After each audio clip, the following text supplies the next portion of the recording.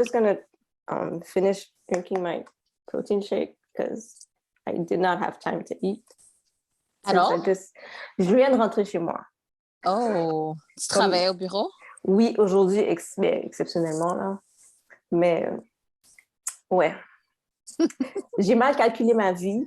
Hey, if y'all not trying to teach me, if you're not trying to teach me the language, sorry. We can teach you. It's not a problem. We can teach you.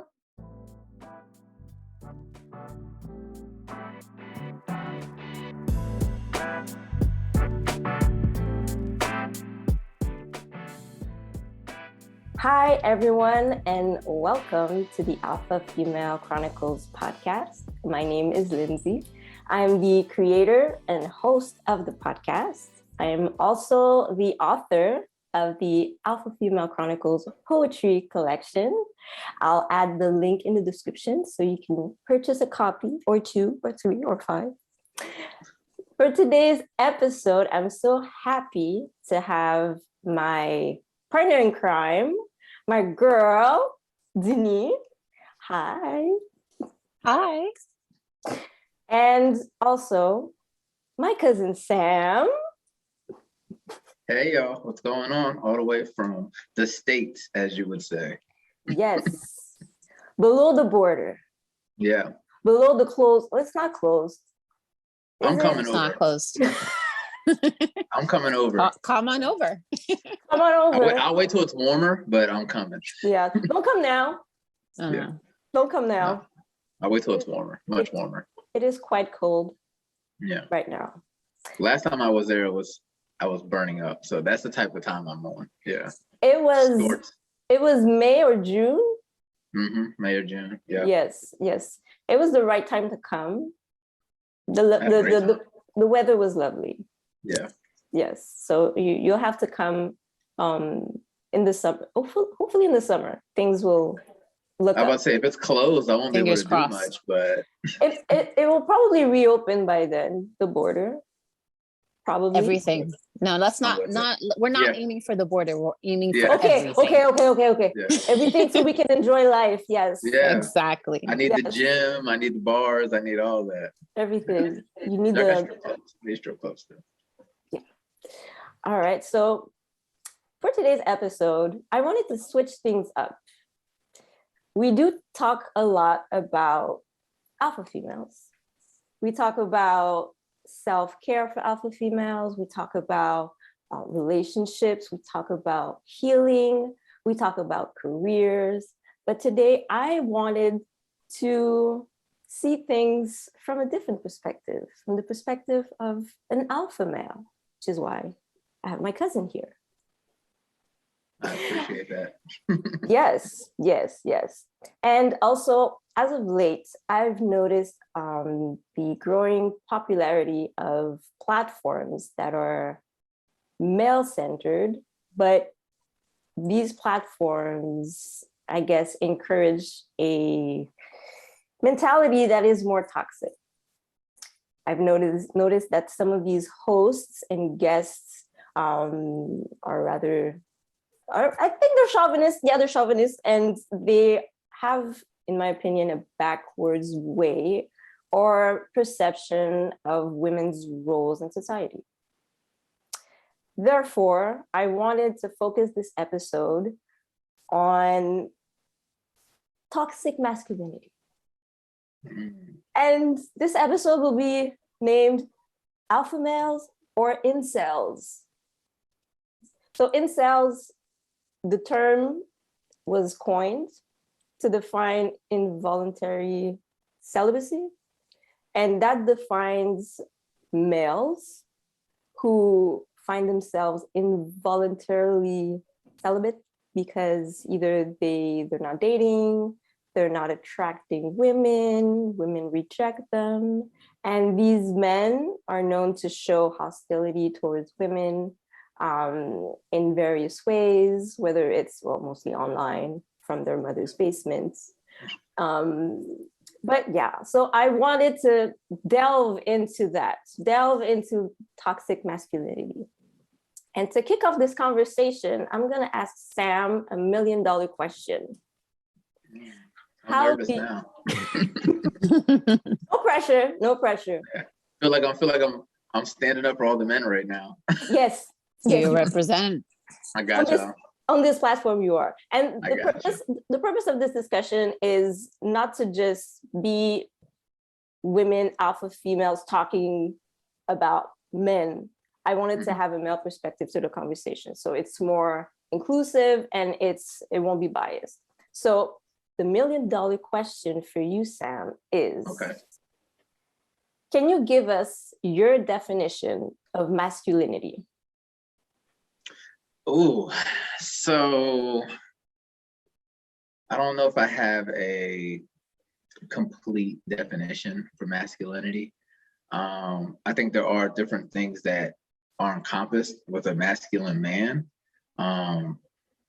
One, I have noticed, just like you, the platforms where these alpha males, or, you know, whatever they like to call themselves, have been, like you say, attacking women in a way that kind of minimizes, like you said, their space in reality and society. But I think when I think of a masculine male, I think of a leader, right? And I think of a man who knows who he is, knows where he's going, determined, disciplined. And I really would just say, like, a guy that focuses on his discipline, a guy who has mastered himself. He has control of his emotions. He has control of his environment, his society, his life that he's created for himself. And not to say that he has it all figured out, but there's a guy who's on his purpose, and there's very few things that can knock him off of it. Now, does he waver? Sure, because we all waver. But does he fully fall off and kind of forget who he is? No, that's not a masculine man in my eyes. So, like I said, I don't have a full definition of this is definitely a masculine man or this is masculinity, but there are character traits that I believe encompass that. You know, you got to have humility, you got to have leadership, you got to have discipline, you got to have a softness to you so that you can have compassion for other people.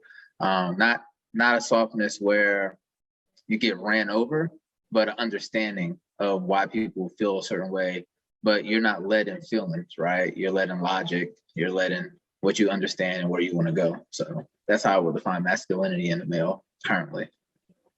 Very interesting. Very interesting. And you do mention that to you, masculinity means that as a man, you're in control of your emotions. And that's an interesting point, because there's this myth, this preconceived notion that women are more emotional, or the more emotional gender, that men are not as emotional as women. What do you think about that? I think that's the generation before us, right?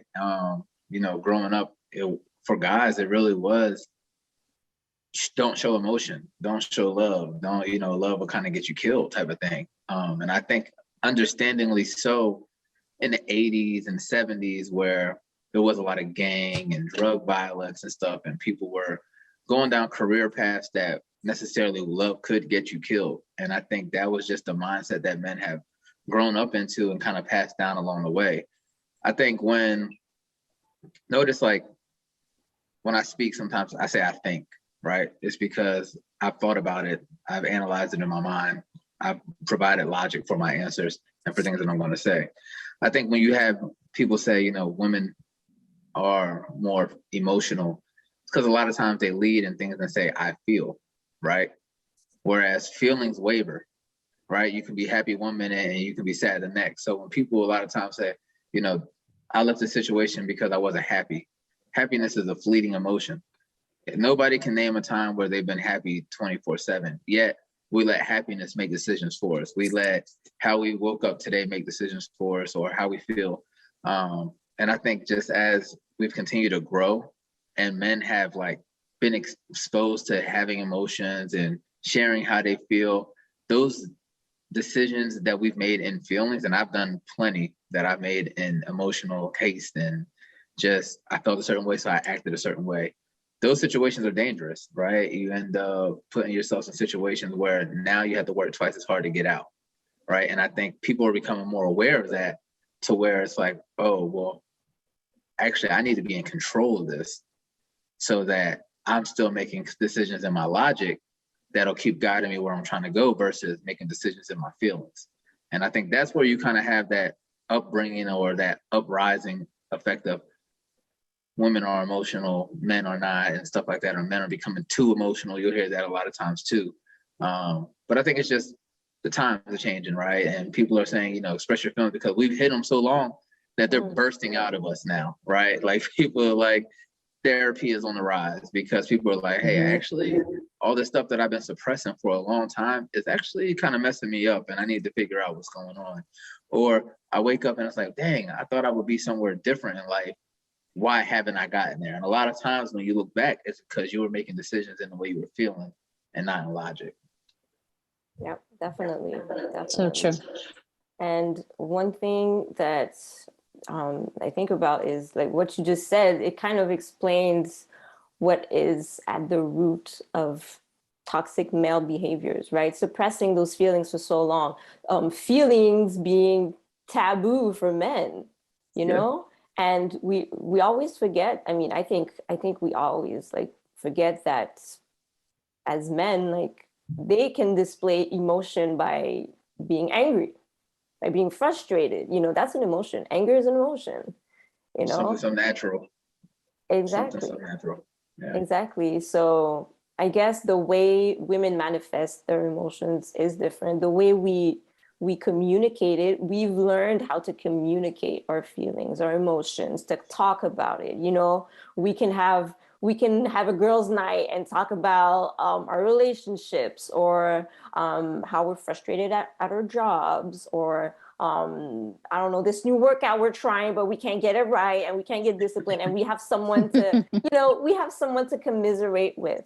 But for men, like if they have an emotion, they'll go work out. They'll go work, hang out with their boys. They'll go like shoot some hoops or something. Like they're not going to sit down. I don't think we've allowed men to kind of develop this discipline of, I'm not feeling well, let me call my friend and tell them about what I'm going through because I need advice and this is really weighing me down and I really need support. Yep.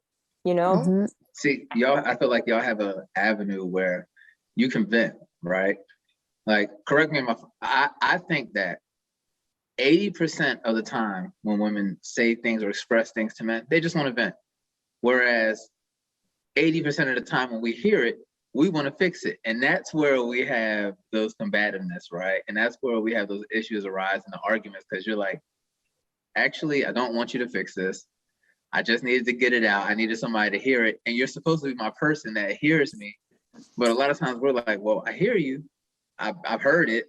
But how can I fix it so that I don't have to hear it again? Because I think when our friends express things to us, they only got one time. Like, right, this guy, a friend of mine, he's talking about a girl. She got him all in his feelings. Don't come talk to me 3 weeks in a row about this same girl, dude. Either make a decision, like you're gonna break up with her or not, right? And I think that comes from not having that avenue to express your feelings, right? And I think we're grown up and we're taught, if you want to feel good, do things that make you feel good. If you're feeling bad, do things that make you feel good. And a lot of times that has been taken out on women because we feel a certain way, we're gonna have sex, right? And we have unhealthy relationships with sex because instead of using sex to procreate, we're using sex to make us feel better, right? And that's not fair for the women because that's not how you guys use sex. You guys use sex as a form of intimacy and a form of bonding, whereas all the time, and those two clash. If I'm using it for a temporary fix and you're using it to build long-time relationships, those two don't go hand in hand, right? So I think, like I said, that's why you gotta have that rise and going to therapy, because you have to find something that fixes the emotion, not just a Band-Aid, like going to the gym, going to play basketball, going out for the night. Those are temporary fixes. The next day you wake up and you got the same issues because you haven't gotten to the root. You're just finding Band-Aids and Band-Aids and Band-Aids. And eventually the pressure builds and then you burst. And then you have to figure out a bigger solution. But got to get there. We'll get there. I think it's coming. this toxic masculinity, it exists, but I don't think it hurts, but I think it's opening dialogue like this. I think it's having more conversations like this, which to me is doing a lot more good than harm. Because now you got the guys who you can kind of point out. Some guys are saying it because they really believe it. Some guys are saying it because it's a hot topic. But then it gets you guys thinking, right? Now you can have certain conversations with your boyfriends and your fiancés and husbands, like, hey, how do you feel about this, right? It's more open now because they see it in the media. They see guys talking about how they feel about the way women do things, and it just kind of opens up more dialogue. Yeah, absolutely. I totally agree. And I'm on Twitter a lot. Sometimes the dark web. The rabbit hole.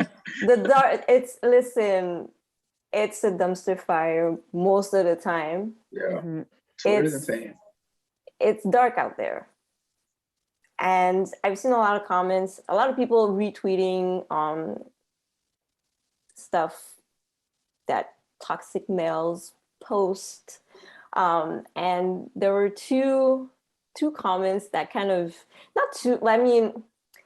it's not that I was offended, but I was just kind of like, huh? So one of the comments that I read online on Twitter was this guy who said, if your woman has a menstrual cycle app on her phone, she's having sex with another man. Is this the face you had? What? I was like, and a lot of women reacted, of course. And a lot of the comments that women posted regarding that tweet were how these men, toxic men, always view things like as if everything revolves around them or around sex. Like the fact that some guy thought that just because a woman has an app that tracks her menstrual cycle means that she needs to check when she can have sex with someone else. Not because she needs to know if she's healthy and has a regular cycle, not because she wants to plan ahead, she wants to know exactly when she's gonna have her period so she can, I don't know, book a vacation or just prevent pregnancy.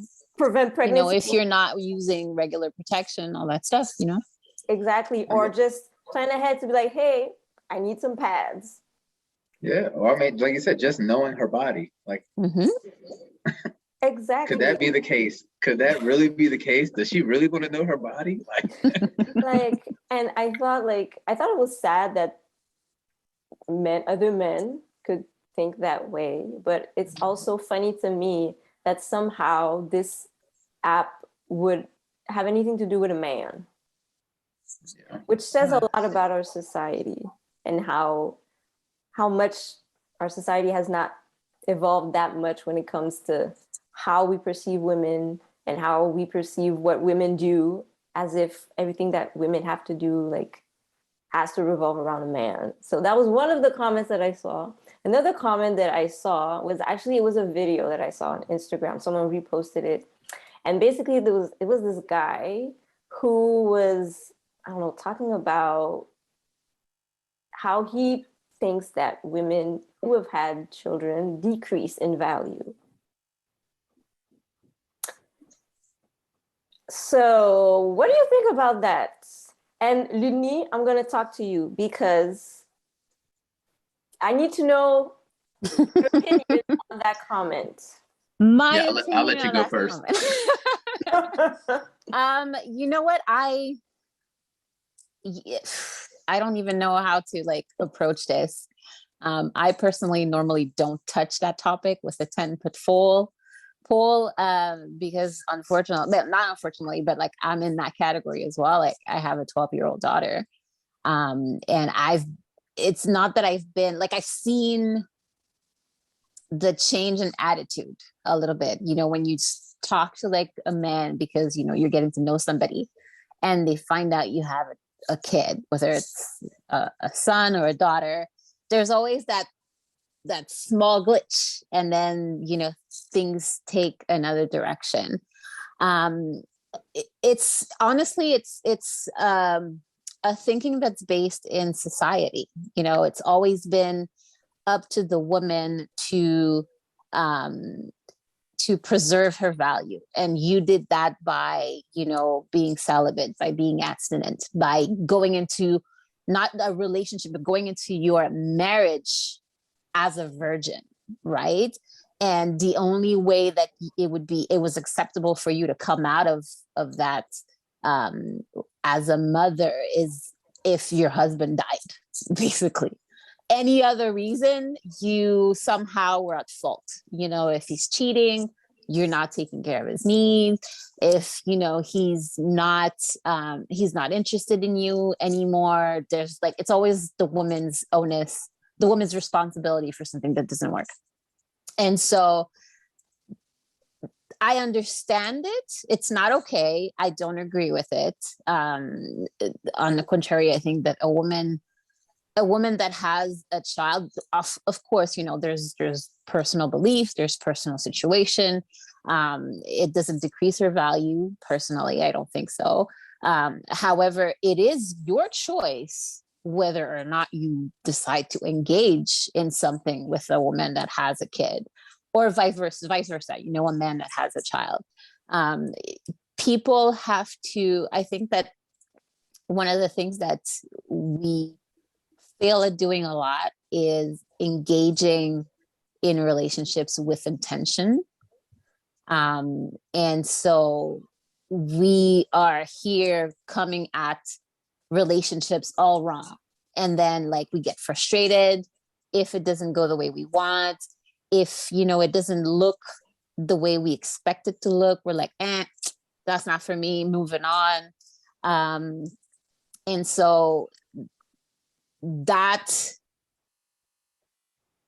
process keeps the prejudice that a woman, you know, has a lower value if she has kids. You know, she has a lower value if she's I don't know, if she's working more than one job, more if she doesn't have a career, if she doesn't have a high level education. You know, there's all these things that are compounded against women, that toxic men a lot, but not even toxic men, but toxic society in a whole, uses to kind of like keep you in line or keep you in a certain lane, basically. And if you're like in that lane, you know, good luck getting out of it.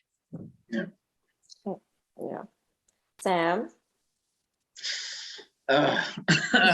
Next topic. No, just kidding. Yeah, this is one of those topics that's like,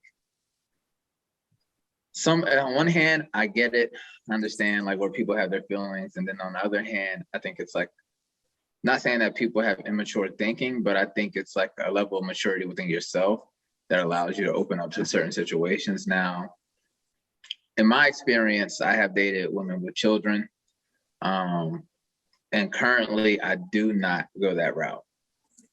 One reason is because I've noticed that in my situations, and it might have been an ego thing, but I noticed that I am not able to be a top priority in those situations. And understandably so, right? Because you have another life that you have to literally take care of. Like, and in today's society, unfortunately, motherhood falls into a situation where you're 9 times out of 10 going to be doing it alone, right? And that is a 90% of the time where you're going to have to be in that role. You might get a time where you get to go out, you might have a babysitter, you might have a close family friend that can watch the child sometimes, but majority of the time it's all on you, right? Now, as a man coming in with no children, whoever I'm dating can become my top priority. That can be my number one focus. And in my situations, that cannot be reciprocated, because at the end of the day, that child has to be number one. And I don't fault them for that, because if I was in that situation, my child would be the number one. This is literally flesh of my flesh, bone of my bone. You know what I mean? You like really can't compete. So I wouldn't say it's a situation of a lowered value, because in those situations, I mean, when women know they have something, like they have extra, I will say baggage. I hate to call children baggage, but I'll say it in this situation. It's When a they know they have, package deal. It's a yeah, package yeah, deal. yeah. When they know they're bringing a little extra to the table, they do a little extra. Like I've seen the women that have kids, they do it, like, because I think y'all They're have more. overcompensating. Yeah, but it's like it's them, you know what I mean? Because they're so, you get into their cycle of like they're already nurturing, so they take good care of you. Like they're already in a family mindset. And I think that's one of the things that also scare men. And that's where I said you have to have a maturity mindset, because there is no, we get together, we develop our thing, and then we become a family. When you deal with somebody who has children, the moment y'all really get together, you skip a step. You don't get to be boyfriend, husband, father. You go boyfriend, father. And I think men, I think that kind of, they fear that a little bit, because it's like, well, what if I'm not ready for this? What if we get into a situation and I would hate to, I think one thing we hate to do is really like break up our family, right? I think statistically, there is like a sign or statistics that say like women lead divorces or whatever the case may be. But I think as men, I think we really hate to like break up our family. So if we start a family, I think we are less likely to break it or like leave that situation. So going into a situation like that, it's like, okay, I'm in this for the long haul. One, because most men are growing up without fathers, and you hate to be that next father that leaves, right? Mm-hmm. So I think, like I said, it comes into a maturity mindset where it's like, okay, what do I want? Do I want a family? Cool. The men who really want families, they're going to be more up to date, whoever, right? Because they know that they can have what they want in any situation. Now they can go the route where the woman doesn't have kids and build a family, or they can go the route where the woman has kids and have a family and start building upon that, right? Now there are these little posts and stuff like that where they're talking about like your child's legacy loses because you got to bring in somebody else's child and stuff like that, when that's a lack mindset. And again, when you're going to talk about masculinity and alpha males, we don't live from a lack of scarcity or lack. We don't live by those standards, right? We live in abundance. So having somebody else's children in our situation wouldn't be a factor because we live abundantly, right? And like I said, I think it's just a situation of understanding yourself and what you really want. And a lot of men don't really understand what they want. And they're kind of trying to figure it out along the way. Mm-hmm. But you can't do that when a child's involved, right? And I think it's just something that you got to kind of factor in. But it goes both ways. Like I think personally right now, I want to be somebody's top priority. Now I have come across women who are in great situations with their children's father, and they can have a little bit more flexibility and they can do a little bit more because they have that companion, like it should be, right? If you're not going to be together, let's have a system where, you know, we can both live our lives and kind of move on forward, not where I don't want to say weighed down, but not where I'm weighed down with the burden of motherhood and you get to kind of do your own thing, right? Mm-hmm. So I have seen situations where it does work, where somebody can put you as a top priority because they understand what they're trying to build with you. But like I said, I think there's more so situations where it's just the woman has a lot going on. She's working, she has a child, she has a lot of priorities. And if you're not comfortable in your own situation and you need somebody to kind of build you up and pick you up and stuff like that, you're not going to really get that from that situation unless she has help. And unless you're coming to be a help me, because you notice that if you're taking some things off of her plate, she's just going to fill it up with yours. You're not going to take things off her plate and then she's on a trip to Jamaica and she's doing like, she's going to end up doing more things for you because now she has the capacity to do more things for you and somebody that she's really interested in. But I mean, you got to give it a shot. I mean, don't limit yourself and say, well, I'm not going to date women with kids, because you might miss out on your blessing because you can't judge somebody for something that happened way before you. And you might not know the situation. I mean, there's situations of assault, there's situations of rape, there's situations of, you know, you never really know. So you just got to kind of be open to really, if you're going to be open to love, be open to all types of love. There isn't a specific love that you should be open to. Be open to everything. So that's my take on it. It's a kind of a, but I mean, I've dated both, so I kind of have an opinion on it, but I don't think I have a, like, I would never date a woman with kids type of thing. It's just right now, unless somebody can show me that they can make me a top priority, I probably wouldn't be interested in that situation. All right. I appreciate your honesty, though, for admitting that that's where you're at right now. I think that takes a lot of maturity, and thank you for dropping so many gems. Your TED Talk was very interesting. No, but for real, like, you were dropping gems and you made some valid points. And it's so, I never thought of the dynamic between a single mother dating a guy who doesn't have kids. I never thought of that dynamic that way, the way you kind of unpacked it and presented it. For sure, when a single mom is dating, for sure her child will be the priority, and the guy coming into that relationship has to be aware of that.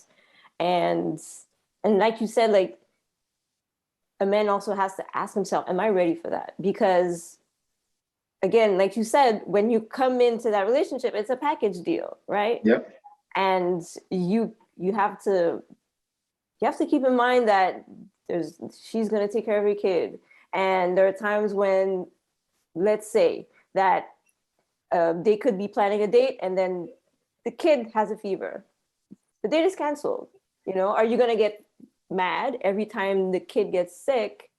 Or I don't know, like, she can't find a babysitter, or she just wants to spend more time with her kid. Are you going to get pissed? Are you going to start a fight? Are you going to cheat? A man should have the capacity and the maturity to be able to handle a woman who's already handling like 50 million things, and she's doing it well. Yep. So doing it probably better than you're doing it without kids. 9 times out of 10. Exactly. Honestly, yeah. Exactly. So in my opinion, like, when we go back to that video of that guy saying that women who have children depreciate in value, I think it's stupid. I just think it's stupid. But it's immature. It is immature, but I think that women who have children have a, how can I say this? They have an undefinable value. They bring more. They have a greater capacity for love. They have a greater capacity to manage life. Moms are the best project managers. They will set you up. Yeah. They will fix your problems. They will be your therapist. They will be your nurse. Best friend. Your best friend, your cheering squad. So women, as mothers, they have greater capacity for love. They have greater capacity. And I guess some men, toxic men with toxic behaviors or mentalities, perhaps they feel threatened by the level of maturity that a mom has. They're not ready for that challenge. And that I think it's the thing that she requires, right? Because she, like, if you want a relationship and you want a family, like I said, you would date somebody with kids because she's not playing games, right? And in a world of dating where you don't know anybody's intentions, you don't know, you're kind of figuring it out, and a lot of things are up in the air. A woman with kids is not playing. Like, she's not going to introduce you to her child unless she's serious about you or really thinks highly of you. I think that when you're saying things like, oh, she depreciates in value, it's because you value yourself in things, right? Because how do you value somebody's nurture? How do you value somebody's compassion, somebody's like trust, understanding, like somebody's motivation? How do you put a value on that right now? And if a woman encompasses all those things, then she's very valuable, whether she has a child or not, right?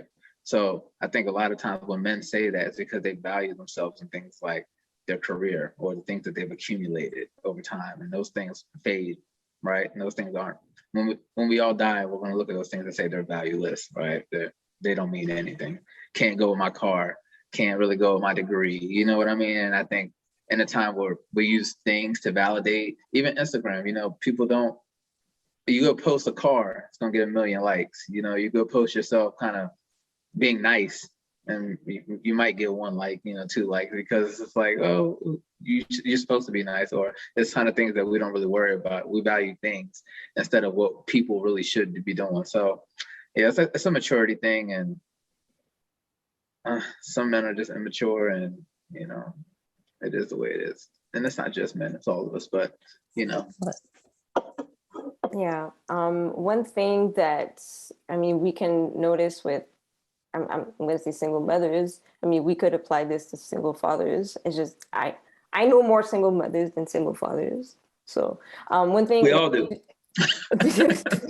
Right. Unfortunately. Yeah. Unfortunately. But we all do. They're out there. They're out there. Yeah. We see them. We see them. I know some great single. The thing is, like, it's so taboo because, right, you can see a single mother killing it, right? And like you said, there'll be guys who'd be like, she's a single mother. Like, I'm just not even going to go down that route.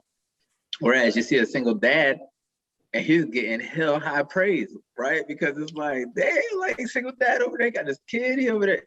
It's like glorified because you don't see it as much, yet they're both living the same thing, right? They both present the same exact troubles, the same exact thing. So it's like, it sucks. It's like a double standard. Yeah, it's a double standard. It sucks, but that's society. Society is built on double standards. Some we love, some we hate. So yeah, absolutely. And one thing that we can, I guess, observe is that in any situation, our obstacles or our situation or our setbacks sometimes define us and sometimes empower us. They can be empowering. Let's say for single mothers, like they have to make things happen. Yeah. They have to make things happen for their family. They have to make things happen for their kids. They have to make things happen for themselves. So they're resilient because they don't have a choice, but they are resilient. And sometimes I wonder if that resilience can be threatening to some men. And when I think about like empowering, I think about like feminism. Absolutely.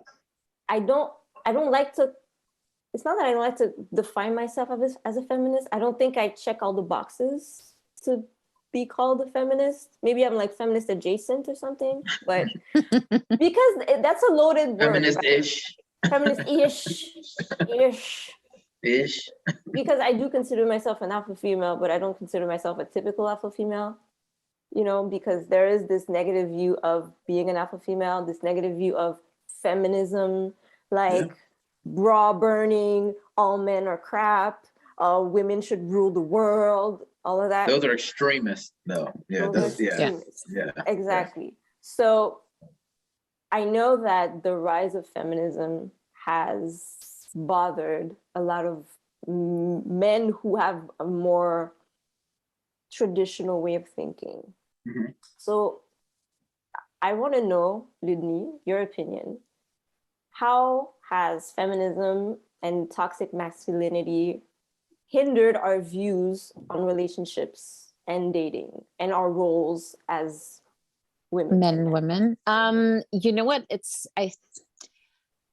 I don't think it's only feminism and only toxic masculinity that came into play. I think that as society's begun to evolve, like the humans evolving as well, and gender roles are evolving. Nowadays, like, women don't necessarily need a man anymore to do certain things. Like before, you needed to have a man to like buy a house. You needed to have a man to like open a bank account. Exactly. Yeah. And then, so that the switch, the evolution of like the way that we define men and women, and like plus, the whole the LGBTQ plus whatever, like that movement also, which is adding another layer on top of everything that's changing, makes it so hard to have like a set idea you know, what is a man, what is a woman, what one or the other is supposed to do in this society, you know. And I think that it all comes down to communication. You know, we have to, as millennials, you know, or like humans in this 23rd century now, 22nd. 22nd. Don't quote us. I don't know. After COVID, I don't know where we are anymore. I don't know where we are anymore. 21st. Yeah. In this 21st century, we have to learn to communicate and be open about expectations. You know, I'm a woman. What are my expectations for women like me? And what are my expectations for men? Because, you know, like a lot of times we tend to always put like a lot of responsibility on the other group. So men will say women have to do this, and this, but never address the things that men should be doing to kind of help the woman like rise to the same level, and vice versa. And until we're able to communicate with each other and like clearly define like expectations, clearly define intentions, clearly define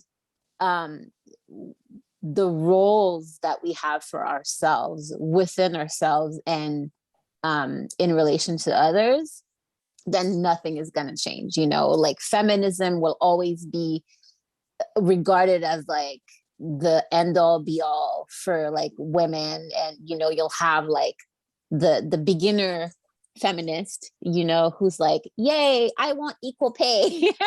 And then you'll have the extremist who's like, no, like you can't put a man in this position. It should be a woman. It should be a woman of color. It should be a woman queer. It should be this and this and this. And without leaving grounds for conversation, without leaving grounds for communication. And it's the same for toxic masculinity. There has to be now, I think, especially even more now, where we're at a point where we're quick to cancel somebody based on their skewed views, right? We're quick to bash them on like things that they've grown up with and that nobody's ever told them, well, you know what, you should maybe rethink this. And we're so quick to like, you know, just like put an end to things where we should be opening dialogue. You know, toxic masculinity it's homegrown. It's been growing. It's been festering from like the beginning of time, and you can't expect things to change like all of a sudden, you know. And you have to give men that have toxic views or toxic behaviors, it's coming from somewhere. So we have to open dialogue and kind of like help them identify it and help them be comfortable with understanding what is it that is toxic about them, or what is it that is toxic about what they think, and give them the opportunity to change. Mm-hmm. You make a really good point. It's true that a lot of toxic male behaviors are rooted in generational, habits.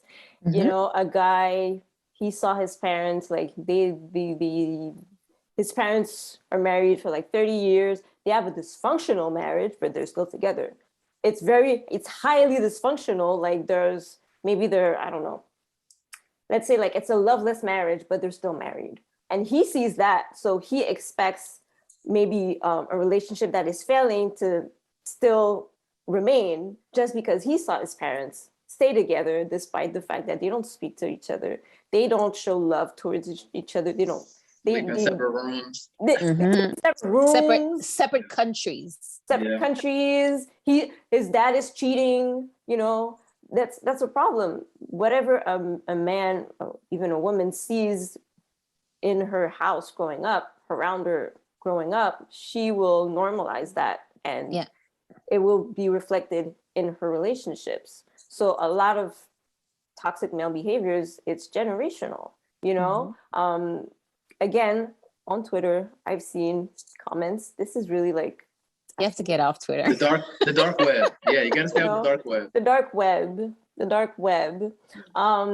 There are men commenting that, I wish women nowadays were like my grandma. My grandmother would never leave, her husband, or she would fall in line, or she was more loyal. I wish women were like that. Yeah, but your grandma,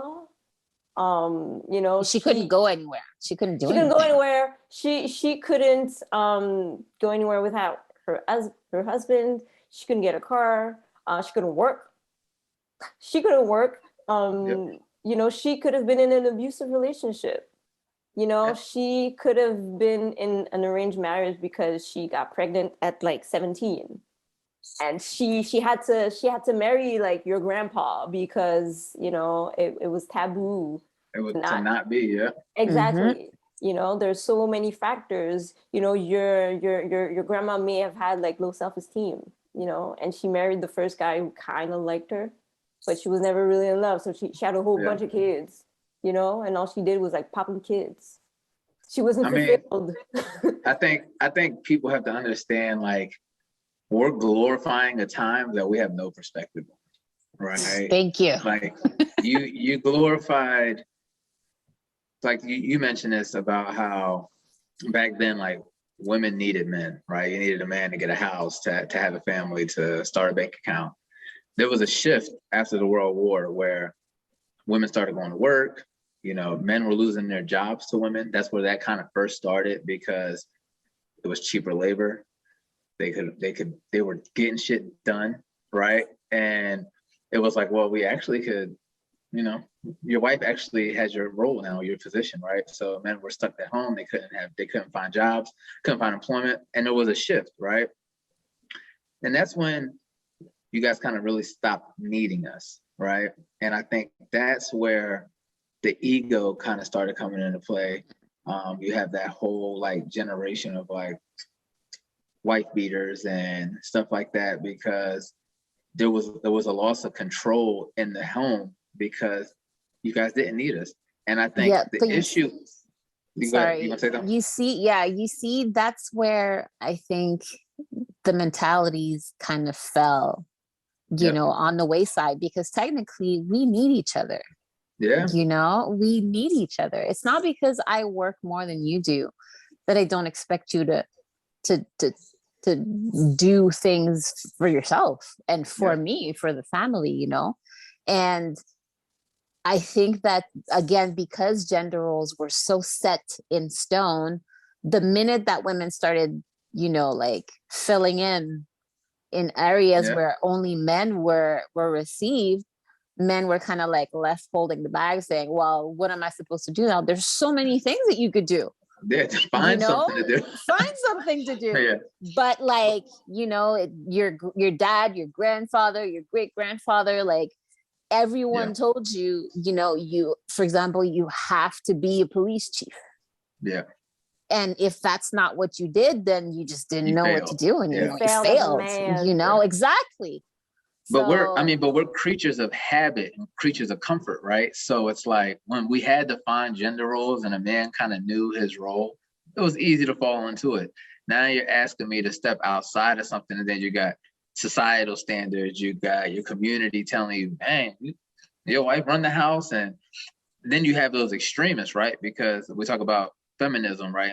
And feminism just means like I could be a feminist and just believe that women deserve the equality, right? That's basically what feminism is. It's saying women deserve equality. We have those extremists who are saying it's all or nothing, right? And that's where we get divisive, because now instead of bringing everybody together to say, yeah, women do deserve equality, it's the extremists who are kind of pushing the guys away, because it's like, well, you're trying to create a world without me, And that's not necessarily what the case is. And like I said, when we had this shift in the household, it's kind of like, well, what do I do?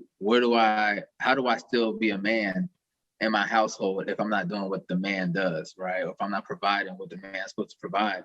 And we had those situations where it's a responsibility as the breadwinner. It's a responsibility as the leader of the household to not throw that into somebody else's face, right? And I think that's where a lot of those situations kind of arise, because y'all women, y'all be quick to let a man know how you don't need him, right? Y'all, like, let's be real. We've seen it in situations where this is my house, like, whereas there's a responsibility to not do that in your household and not create the divisiveness in your household and encompass everybody to kind of feel welcome. And I think when you had defined roles, it was easy to do that, right? Oh yeah, you can gloat and say, oh man, I go and make the money, but my baby, she hold down the house. She cooked those meals up and stuff like that, because those were defined roles. Now, where it's like, both of you were kind of bringing in money, both of you were kind of maintaining the house. How do you gloat? How do you feel good about your role without making the other person feel like they're not doing enough, right? And now you have competition within the household, because everybody's like, oh, well, you're bringing in some money, well, I'm gonna bring in more money so that, you know, just in case. Or you're cleaning the house, well, I'm gonna clean the house. Or, you know what I mean? Instead of, like you said, becoming a unit, and then you create divisiveness. And I tell people all the time, I can't wait to be married, because a man and his wife can do whatever the hell they want. They can have, and it's all down to communication. It's a partnership. It's a team. Whatever me and my wife decide is our marriage, that's our marriage. I don't give a damn what anybody has to say. Now, relationship societal standards, and it should be like this, you should be courting, all that stuff. Like, yeah, the society still kind of has like a say so in like how your relationship goes. But a marriage, when you two will become one unit, whatever y'all decide is what's going down, right? If y'all decide y'all want to open marriage, can't nobody tell you anything about that. If y'all decide, you know, whatever the case may be, you want to have X amount of kids, or you want to live a certain way, that's what you guys have decided. That's what you guys have communicated and collaborated on and come to a decision upon. Nobody can get in the middle of that, or that's how it should be, you know, right? Nobody should be able to kind of get in the middle of what you guys decide as a unit. So that's why I'm like, shit, where's my wife at? Because I can't wait to live a life where I really don't give a damn what people got to say. You know what I mean? If my wife cool with it, we good. I don't give a damn what nobody got to say. So, I mean, I think, like I said, it's just, we'll get to that place where we got to understand together we're better. Stop competing. And I do it in relationships too. And I've had people tell me, like, you don't have to keep score. You don't have to keep track. And because I've been in situations where it's, well, I did this and this and this, and like people are like relaying stuff to me, and I'm like, damn, like, you got a whole list of everything you've done for me, and I can't list anything because I did it because I wanted to, right? Not for me to throw it back in your face or make sure that you're doing the same amount as me, but it's because I genuinely wanted to do it. So I don't, like, if I do something that I genuinely want to do, I'm not keeping track of it. I'm not keeping score to hold it over your head. So I've been in situations where girls are like, we're not in competition. Like, I'm doing this, like, you don't have to do what I'm doing. You don't have to do the same. Just do what you're gonna do, right? And it's like, damn, like, those things get into your mind, and you kind of just don't even realize it, that you're creating a divisiveness in your household, and it's coming through those generational curses that you're trying to like break and get a hold of. But once we decide and determine, like, we're better together and we're better as a unit, like, we won't have those same problems and we won't have the same issues. I think I just think it's the time that we're in, and it's a power struggle, right? We're restrictive to change. Anytime your job comes in, they want to change SOPs. You're like, well, I've been doing it this way for 30 years. Why I gotta change it up now? Like, nobody wants to do that, right? We're creatures of habit and comfort. So yeah. I think once we find a system that kind of works, and it should be communication, right? If you find that you use communication as your system, I think you'll find a lot more things that work. But it's all about having a dialogue and having a conversation. Those are all valid points. Sam, you should really think about being like a relationship coach or something. They're gonna be like, he's single. Okay, but you know that relationship expert, what's his name? Stefan Speaks? Yeah. He's single? I think so. Yeah. See, the relationship, so the Derek Jacksons of the world, they gotta be careful, right? So I don't want to be one of those, right? Like, so I think, like, there's certain content where I've seen people, like, I've literally had people that I've dated, like, oh, you need to be more like this guy, right? Oh my God. Whereas a year or two later, it comes out that he's been cheating on his wife, right? And so it's like, this is the person you've been telling me I need to be like, because they cater content to you, right? Because I've seen content that I've agreed with. I've seen content that I kind of like, yeah, he's just talking right now. So Like, I think it's just one of those things, like when you're getting involved in other people's relationships, or you're kind of getting advice for people's relationships, you give less advice and just more of an outlet, right? You give them a platform to kind of speak, and less of telling them how their relationship should be. So if I can get to a place like that, I'd be more open to it. But I find that people kind of want you to tell them how their relationship should go and give them guidance. So I kind of stay away from that. I don't want nobody to be like, you ruined my marriage. No, I didn't. Marriage was bad. It was already bad before you came to see me. Yeah, it was ruined before you came to see me. So no, but I mean, it's definitely an entering space, and I do love talking about relationships and human nature. And I believe that, you know, there's a book I'm reading called Success is in Our Race. I do believe that when we were a close-knit community, we thrived. We had more millionaires, we had more billionaires. Businesses boomed, families were put together. But I just think, you know, society, the system, it's kind of broken us up. And once we get back, we'll get back to a place where, you know, our families are back together, our families are healthy and whole, and we'll thrive in this community again. So when we can get there, sooner or later, hopefully, you know, praying for it. Yeah, we all hope for that. You did mention how many of the dating coaches kind of pander to their audiences. Simping. Oh yeah, that's that term that the kids simping. Simping. Yeah. Could you define that? Because, you know, I'm a millennial. I'm regarded as a geriatric millennial. Let me Google it. Actually, Urban Dictionary. Yeah, I think it's just a pandering. I think it's, like you said, just kind of pandering to a certain audience. I think you can simp to like different generation, but I think it's more so when men are simping to women, or just kind of doing everything they want, just steadily trying to please the woman or putting her on a pedestal. It's basically the guys that you don't want to date, right? the guys that are in the friend zone. It's the guys that kind of build your ego up, but you're not about to start a family with. It's that whole category of men. But yeah, I think it's just the people who kind of like, just, I don't want to say catering, like you shouldn't cater to a woman, but it's just, you kind of say whatever you think she wants to hear, right? Whether you believe in it or not. I think it's those people. Whether it's the truth or not. Yeah, whether it's the truth or not, but you know she wants to hear it. It's an extremist, right? It's one of those people who don't know the balance, right? So they live in fear, scarcity, and lack. So they fear losing a woman, so they do whatever they can to keep her, right? Whereas 9 times out of 10, she's with the guy who treats her like he's not afraid to lose her, because it keeps her kind of engaged. It kind of keeps her like interested, and she kind of treats him the same way. Like I'm not stuck here. Like you fuck around, like I'll leave you too. And it kind of keeps him engaged, and it keeps it interesting, because it's not just a walk all over situation, right? So I think it's those people who lack the balance of understanding that you don't have to do everything she says to keep her. There are other ways that you can keep her engaged, and it's not just a ego feeding type of frenzy. But yeah, the simps have destroyed the world in a sense. Okay. Well, now that I'm more enlightened on the term, I'll keep that in mind. You can point them out easy. You know exactly. As soon as I say, you like, I know. Jim, I know. I got about 3 sips in my phone right about now.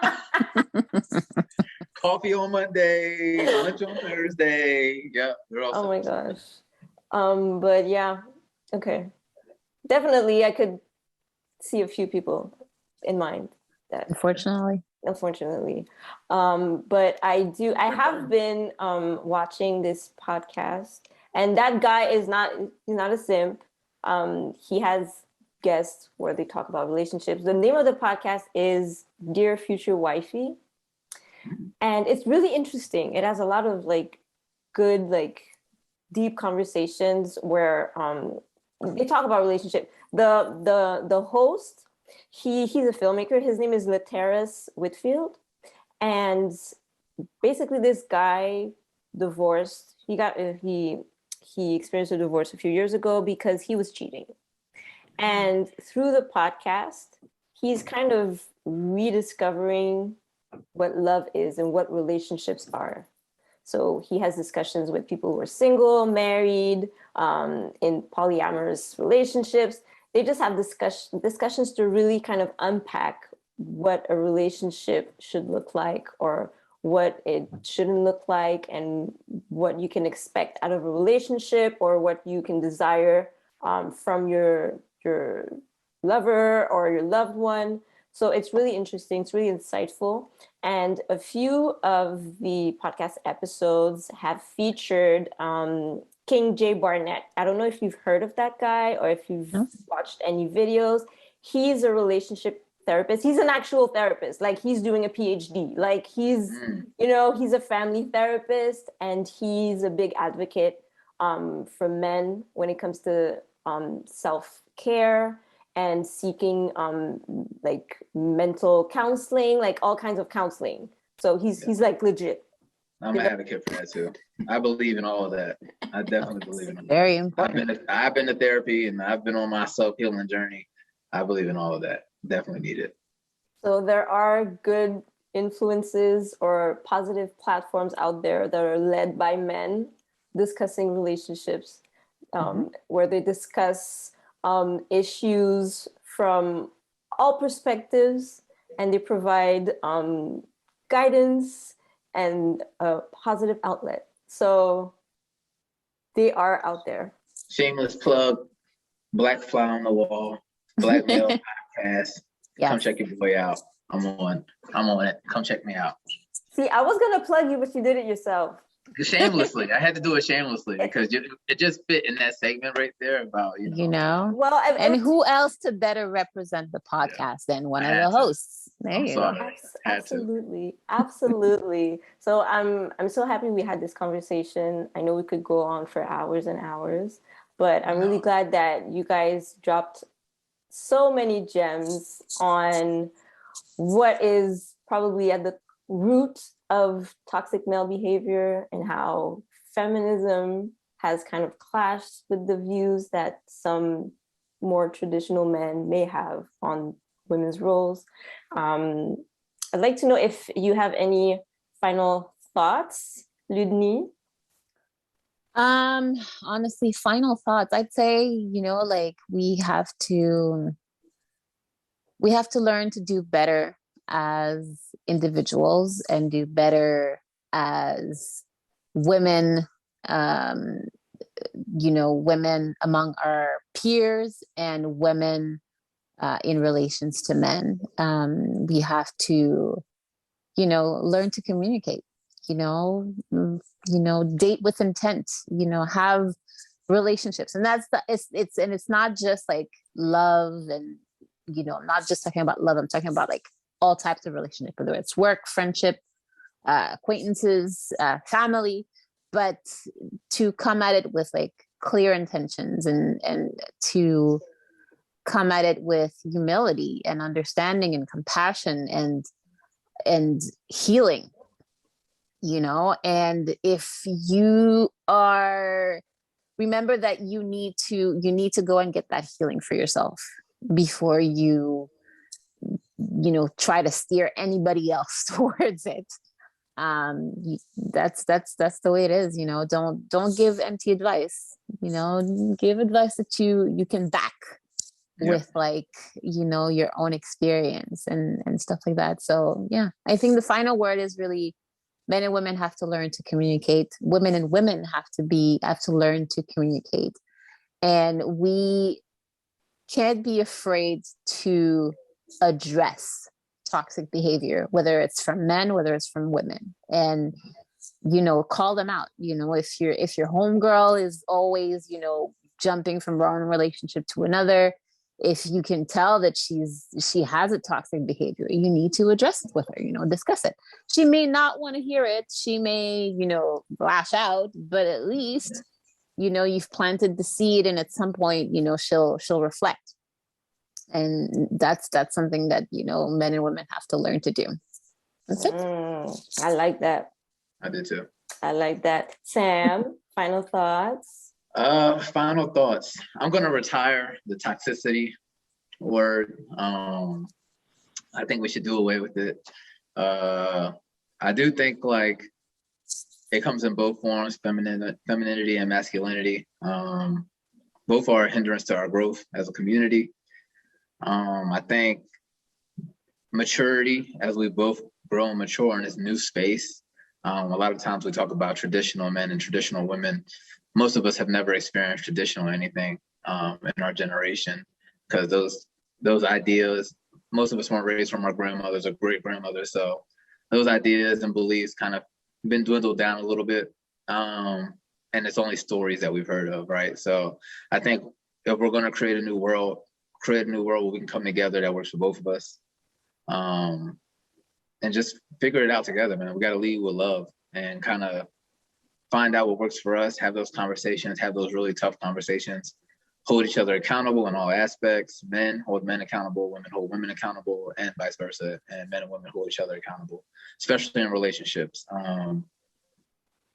And I think that, conversations like this will lead the way. And I appreciate you guys having me on and letting me give my perspective, my 2 cents. And I'm excited and can't wait to see the air. Thank you for joining. It's always a pleasure to have you on, Sam. And the invitation remains open for you to jump the border and come see us. Give me some poutine. Some poutine. Yes. Gotta get it. Get it. We're going to go back to La Banquise to get some poutine. Yeah, I love it. I still remember I had to load it, all the meats. I can't never forget. And that was years ago. I still remember. Shout out to for my shameless plugs. Follow me at Master and the Man, on YouTube at Master and the Man, Twitter at Mastering the _. I believe in, motivating men to become the best version of themselves. Women can get a lot of stuff from my content as well, but I try to primarily focus on my brothers and try to lift them up and uplift them. And check us out on Black Fly on the Wall. We're dropping new episodes all the time. We actually have a new one dropping next week, so be on the lookout for that and leave us some feedback and love, and I appreciate it. All right, Ludney, shameless plug, your turn. None. So 2022 is my year of rest. Hey. So I've taken a back seat on extra project and trying to live life as it comes to me. So I am very, very grateful that I am beginning the year with beautiful conversation with you guys. And as you know, I'm always open and ready for dialogue. And yeah, I'm just, concentrating on me this year. So doing things that please me, trying to rediscover passions, writing, spoken word, and all that stuff, trying to dwell back into a little bit into the arts. So love it. Yes, I love it. Rest is a form of self-care. Mm-hmm. Yeah. We don't talk about that often. We neglect it. Absolutely. Well, again, thank you guys for being part of this episode, for being part of this conversation. And thank you guys for tuning in. Again, I will do a shameless plug. As you can see in the background, you can see my book. This is what you need to purchase. The Alpha Female Chronicles Poetry Collection. It will transform your mind. Okay, so I will put the link in the description so you know where to purchase the book. You can get a hardcover, you can get an ebook, you can get all kinds of format. Just get the book. All right. Get it. Just get it. 10 copies. 20. Buy 20 copies. Go ahead. Start with one. Yes. One is appreciated, but if you want to buy 20 or more, feel free. I appreciate it. Thank you. So thank you guys, and I will see you on the next episode. Bye.